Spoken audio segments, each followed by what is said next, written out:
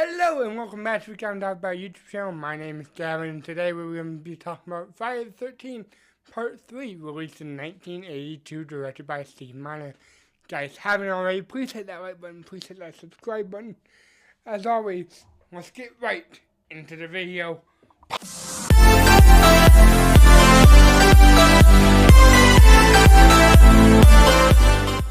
So, this was supposed to be a very different movie. Supposedly, they made a very good movie. But we scrapped all that and went back to how the other two went. Great, right? Nope. I was okay with this movie. I think it belonged in the bottom tier of Friday movies, though. But not bad. All I gotta say is, this was almost the worst. Because not only do we have effects like the 3D shit, like the woo, woo, woo, but, you know, 3D, right? Where they do this the whole time. Woo!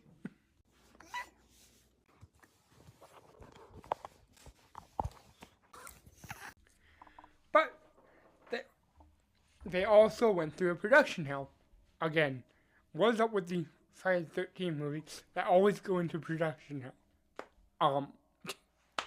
I have no idea. But I am pleased to tell you that this movie doesn't really change anything. It changes what happened in the first movie a little bit, but doesn't really change much. The final girl in the last movie, called Ginny, the actress didn't want to come back for this, soon was regretted, but, you know, it's Hollywood. You don't want to do something and turns out that something was something that you're going to regret not doing. We casted Jason, Richard Brooker, and they added a new style to it, which I don't mind the style. I think this is the best Jason. Looking at least, right? I think it looks phenomenal. The execution could have been better, but I think Jason as a character was awesome. The execution that I'm talking about could have been like the kills. Although most of them were fucking fantastic. There's just one that I didn't like, and we'll save it till the end.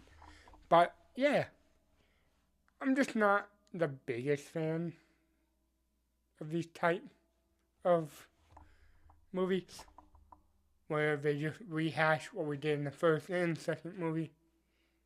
Yeah, it's cool that we're paying homage to those two movies, but in my opinion, if we're gonna pay homage, just do it in like a subtle way, not like hey, this is what we did last time.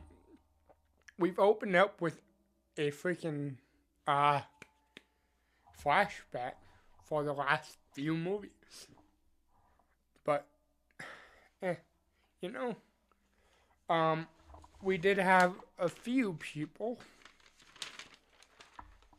to play in this movie. Quite a few, actually. In total, we've had 12 kills. That's awesome. But, right here in my notes, Shelly, played by Larry Zerna, is my least favorite character. He sucked in this movie. Anytime you start feeling bad for him, you start feeling like he just needs to die already. But yeah, it was like up and down for me. Up and down and round and round. Didn't like it, didn't hate it. But this character specifically, I hated. I did not like him at all. But then we get to my favorite and least favorite kill, which my favorite kill was Andy, the one that got chopped in half.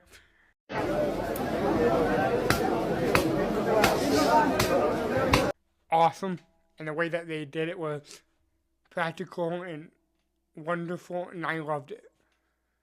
The way they did the other kill, I did not like. The way that they did Rick, I didn't like. The way that they did Rick was awful. Because Rick is a lovable character up until now, right? Him and the main final girl, Chris, they have a connection.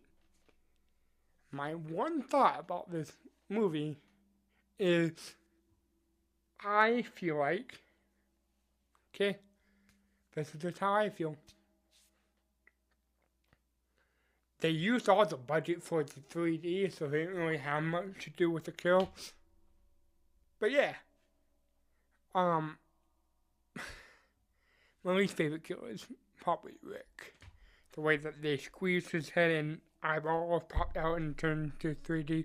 Let's talk about the 3D shit. Look, you have the random objects. Like, let's say I have this hard drive, for example. This flash drive, for example. And I did this with it. Woo. You would think that's fucking weird. And yeah, it was weird because I don't understand this fucking movie. Why are we doing this with random ass objects? Eyeballs, a joint, fucking a wallet for fuck's sake, a yo-yo. Like the sharp object that influence kills, understand completely. But the random ass objects, I will never understand.